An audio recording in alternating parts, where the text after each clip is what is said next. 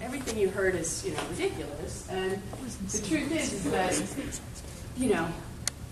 I thought I was helping. I just learned that I had to shut my mouth and start listening and start learning, because I had more to learn than I had to teach in that moment. And so we would start doing, we showed up at the end of Cedar Street to do a little visioning about this triangle part, or this little sort of dead end that the creek makes, and there's this little triangle empty space. And literally we brought donuts and a whiteboard, and people kind of started coming down to the neighborhood. We went and knocked on everybody's doors, and they started coming down like, what would you want here at this little stubby park?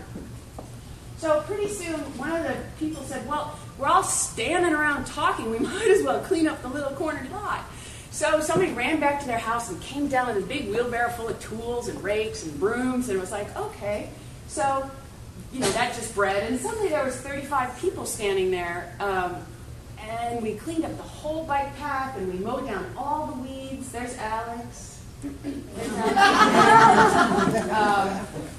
And it was such a beautiful moment. And I was like, oh my God, I'm moving to Compton. I love this.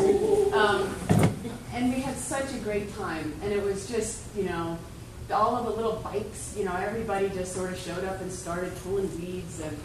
And I really felt like something's happening here. And they're like, really? We could put something here?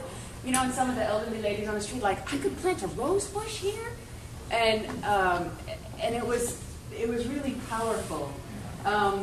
We worked a lot on the bike path, all of these one-off things that we were sort of, any time something was happening, we just tried to sort of insert ourselves in it. But this idea of talking about the environment, and the more talks I did in Compton to the kids, the more I realized there was this big disconnect. And I was from an environmental group, and these little kids would say, oh, there's no environment here, but I visited it. Because that's the environment, right? Trees and green stuff and some plants. So the environment lives in the mountains, is what I kept hearing over and over again. Because this is my environment, the kids would say. So there was this, okay, nice giant lady, keep talking, but, what are you telling me? So this idea of defining, we had to go back to the drawing board and throw out everything. We had to define the environment. There's a natural environment, yes, that's true, but there's also this built environment that we have to deal with. And so we have this idea that environment is the circumstances or conditions that surround one, your surroundings. So this combination of external that influence growth and development and survival of our communities. Environment is a very complex social and cultural condition. So when you've got this dictionary definition on the environment, it doesn't really apply. So we realized that we had to back up. We couldn't, when I went into City Council to do Earth Day, I was like, well, I'll just look up in the yellow pages all of the environmental groups that surely are already operating in Compton, Your search, and it was a short list in the phone book. So it was funny trying to look for partners and figure out how I was going to build this movement to take the creek back. But what was firmly implanted, and this is work that Trust Republic Land did, the Los Angeles neighborhoods of South Central, the city's second highest poverty rate, the highest share of children, and the lowest access to nearby park space, receives half as much per child park funding as the affluent West Los Angeles. So if the community is 70% white, you have 32 acres of park space for 1,000 people. If you're a Latino, you have 1.5 acres of park space per 1,000 people, and an African American falls right in the middle. Not at all in the middle. So this disproportionate service, people with easy access to parks are 25% more likely to exercise regularly. Obesity in children is seen as the greatest threat to their longevity and productivity as adults. This is the rates of obesity in Los Angeles County.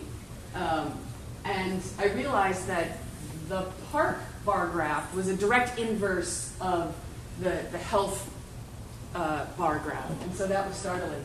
And so today, I heard something that startled me, which was this whole conversation reduced to, do you want 200 jobs or do you want a park?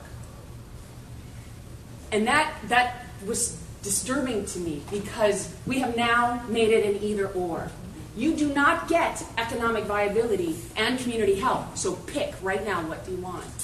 And so that's why I wanted to come back around to this idea that in order to get to community health, you have to start with community environments. And there's lots of things working in that environment. Environments are complicated. So we've got all these community issues here that we as an organization were working with.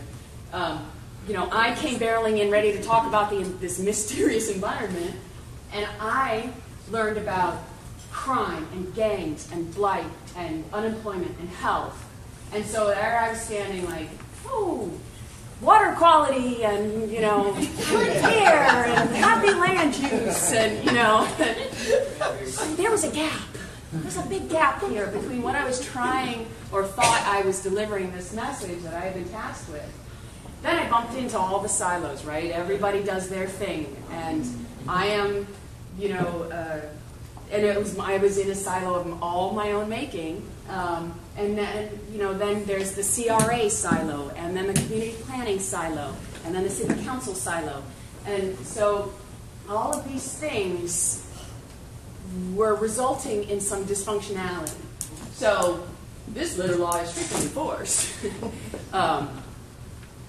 Not so functional.